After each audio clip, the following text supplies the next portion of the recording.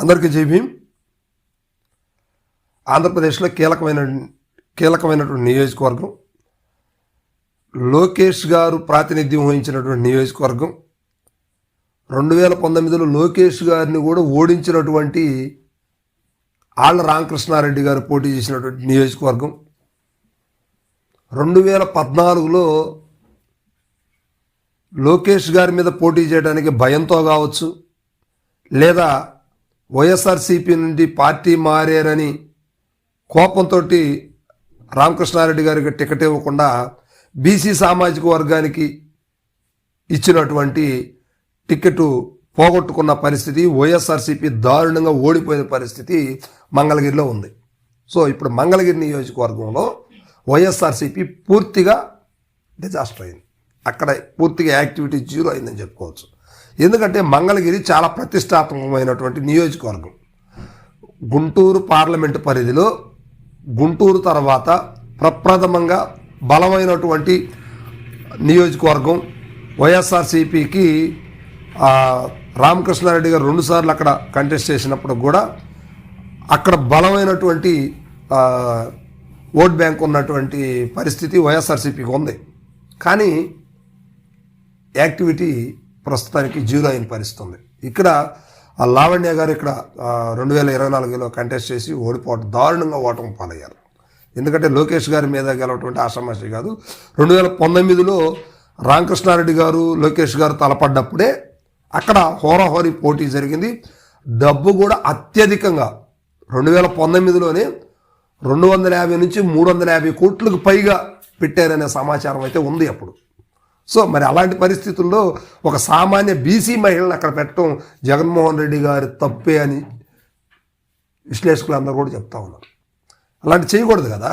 ఎందుకంటే ఒక బలమైనటువంటి ముఖ్యమంత్రి గారి కుమారుడు, ప్రస్తుత కూటమి ముఖ్యమంత్రి చంద్రబాబు నాయుడు గారి కుమారుడు నారా లోకేష్ గారు అక్కడ ప్రాతినిధ్యం వహించినప్పుడు అక్కడ బలమైనటువంటి సమీకరణాలని ఆలోచించాలి.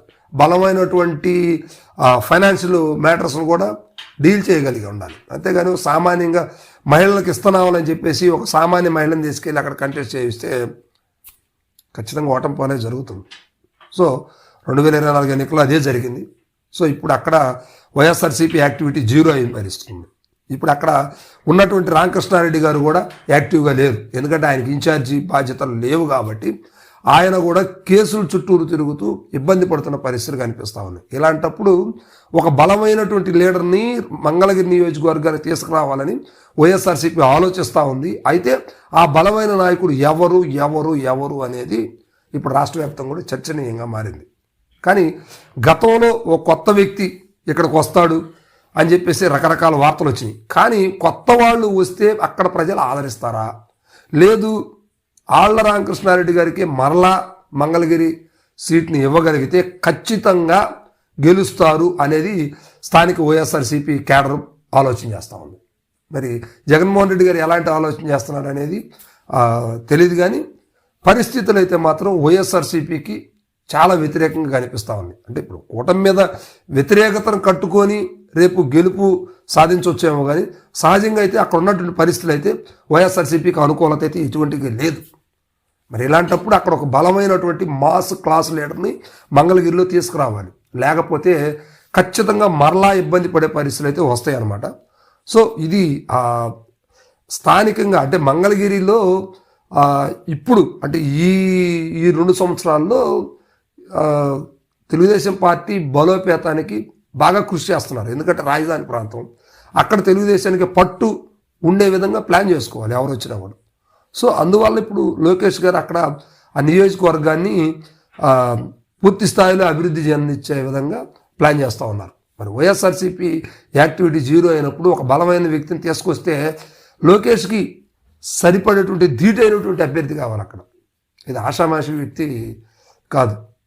సో దీన్ని వైఎస్ఆర్సీపీ అర్థం చేసుకుని సరైన వ్యక్తిని సరైనవాడిని తీసుకొస్తే ఖచ్చితంగా అక్కడి నుంచి వైఎస్ఆర్సీపీ సరి గెలిచే అవకాశాలు అయితే కనిపిస్తాం.